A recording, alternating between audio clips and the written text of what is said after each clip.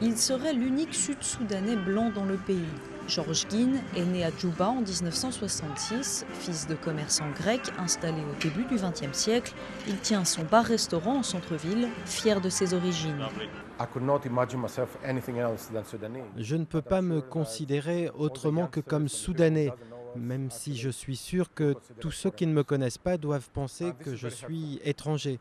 Et c'est blessant car je considère que je fais partie de ce pays et de son histoire. Comme la majorité des Soudanais, George a voulu se rendre aux urnes pour le référendum d'indépendance. Sa demande est refusée. Pour George, les autorités semblent oublier le rôle qu'ont joué les commerçants grecs dans le développement du pays. J'ai l'impression d'être un peu l'héritier de ces premiers arrivants grecs. Et après tant d'années passées en Afrique, je ne vois plus de couleurs, je ne vois que les personnes.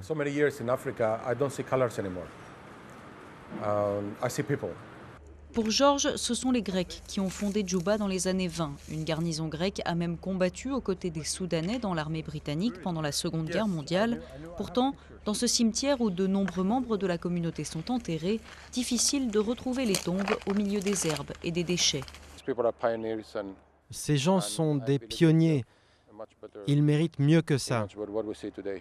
En tant que dernier survivant de la tribu des Blancs du Sud-Soudan, George sait qu'il a le devoir de conserver cet héritage. Il espère juste qu'avec l'indépendance du pays, les autorités redonneront à ses ancêtres leur place dans l'histoire du Sud-Soudan.